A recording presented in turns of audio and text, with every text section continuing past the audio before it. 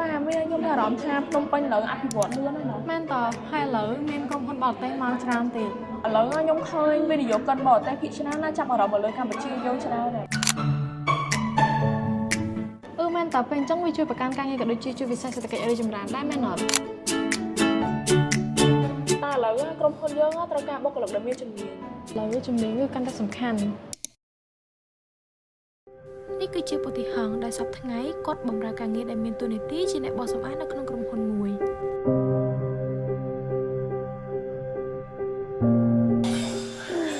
ខ្ញុំធ្វើការរងថ្ងៃតែប្រាក់ខែខ្ញុំនៅតែទៀតខ្ញុំចង់មានអនាគតល្អជាងនេះឬមួយក៏ខ្ញុំមិនទាន់មានជំនាញគ្រប់គ្រាន់រាល់ថ្ងៃពលកររាប់ម៉ឺននាក់ធ្វើការអស់កម្លាំងតែប្រាក់ខែនៅតែទាបដោយសារតែពួកគេខ្វះជំនាញปฏิหารแค่ชุบปฏิหารไงย้อยមែនហើយខានជួបយូរហើយតាំងកុយមួយគ្នាសិនណាតាតោះមានអារម្មណ៍ពតិហងដូចហត់ដល់ហើយដោយសារតែខ្ញុំទៅចាំពីវេសម្អាតទេវ៉ាmới ấyปฏิหารการងាររងថ្ងៃហ្នឹងដដែលនឹងមិនលីហើយបើប្រាក់ខែវិញក៏នៅតែតិចដែរហើយខ្ញុំក៏ចង់មានជីវិតល្អជាងនេះតែខ្ញុំមានជំនាញមិនគ្រប់គ្រាន់ទេចូលមកឆាំម្ដងបណ្ដាជំនាញនៅចិត្តហ្នឹងហ៎ปฏิหารថ្ងៃបានចាប់អារម្មណ៍វាលើការទៅមជ្ឈមណ្ឌលបណ្ដុះបណ្ដាលនៅក្នុងវីដេអូនេះមានន័យថាការអភិវឌ្ឍធនធានមនុស្សនៅក្នុងវិស័យអប់រំជំរុញឲ្យមនុស្សទៅចូលរួមនៅក្នុងវគ្គបណ្ដុះបណ្ដាលដើម្បីពង្រឹងជំនាញនិងចំណេះដឹងរបស់ខ្លួនហ្នឹងអាចជួយខ្ញុំបានដែរមែនជួយបានច្បាស់ប៉ុន្តែអង្គទៅរៀននៅជំនាញអាចបង្កើតឱកាសបានណា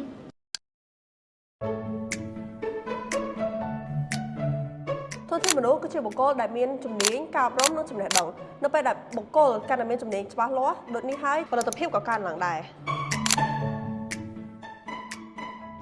ចាំការអប់រំអាចជួយយើងមានឱកាសល្អជាងមុនមែនទេអ្នកគ្រូអូយបងអូនបុគ្គលិកដែលមានជំនាញអាចទាក់ទងវិនិយោគបរទេសបានដែរអ្នកគ្រូចឹងក្រុមហ៊ុនពិតជាយកចិត្តទុកដាក់លើជំនាញខ្លាំងមែនទេមែនវិនិយោគិនជួយប្រទេសដែលមានបុគ្គលិកដែលមានចំណេះដឹងនិងមានផលិតភាពខ្ពស់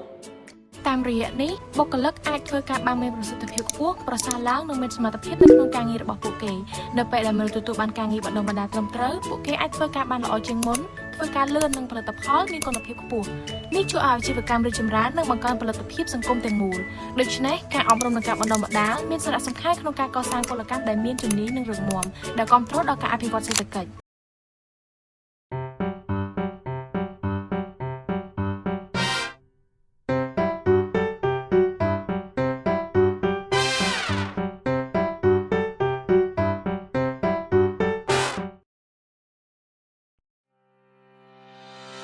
លោករ៉ាណេគឺជាវិនិយោគិនជនជាតិជប៉ុនម្នាក់ដែលបានមកវិនិយោគនៅកម្ពុជាគាត់សម្រេចចិត្តវិនិយោគនៅកម្ពុជាពីព្រោះគាត់បានឃើញសក្តានុពលនៃកម្លាំងពលកម្មរបស់ប្រទេសរួមមានជំនាញការអភិវឌ្ឍខ្លួនប្រសិទ្ធភាពខ្ពស់និងផលិតភាពការងារល្អកត្តាទាំងនេះបានទាក់ទាញគាត់និងផ្ដល់ទំនុកចិត្តឲ្យគាត់វិនិយោគនៅក្នុងសេដ្ឋកិច្ចកម្ពុជាដែលកំពុងរីកចម្រើនជុំរៀបសួរជំរាបសួរអូលោកចេះនិយាយខ្មែរទៀតឥឡូវលោកសុំចេញចូលក្នុងសុំចេញលោកជាងរុនសិស្ដេមដងទីរីករាយណាស់ដែលបានជួបអ្នកទាំងអស់គ្នានៅថ្ងៃនេះចារីករាយណាស់ដែលបានរួមការងារជាមួយលោកតោះអញ្ចឹងកុំឲ្យខាត់ពេលយូរយើងចូលការងារយើងតែម្ដងទៅចាបច្ចុប្បន្នខ្ញុំមើលឃើញថាប្រទេសកម្ពុជាមានសន្ទុះ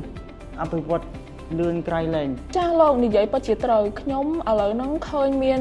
ក្រុមហ៊ុនបរទេសភាគច្រើនមកវិនិយោគនៅកម្ពុជាបើតាមអ្វីដែលខ្ញុំមើលឃើញខ្ញុំគិតថាប្រទេសកម្ពុជាសប្តាហ៍ថ្ងៃមានសក្តានុពលអាជីវកម្មខ្លាំងតើវិនិយោគិនត្រូវការជំនាញអ្វីខ្លះបើ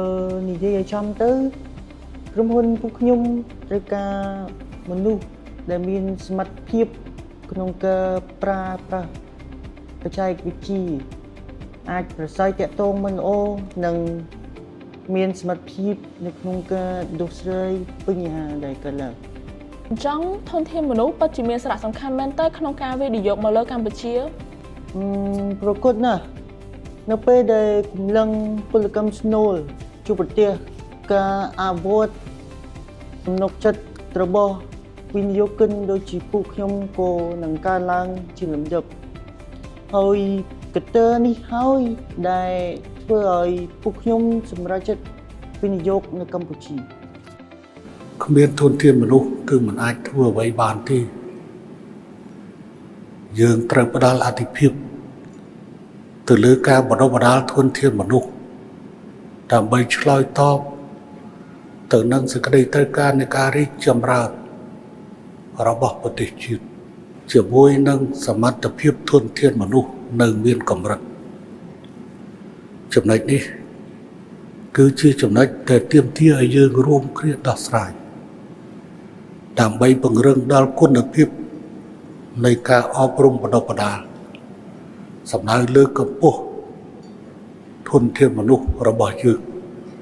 ធនធានមនុស្សមិនមែនគ្រាន់តែជាពាក្យស្អាតនោះទេវាជាមូលដ្ឋានគ្រឹះនៃសេដ្ឋកិច្ចបុគ្គលិកដែលមានជំនាញអាចបង្កើនផលិតភាពបានពី50ទៅ100%នេះមានន័យថាក្រុមហ៊ុនចំណេញច្រើនហើយកម្មករក៏បានប្រាក់ខែខ្ពស់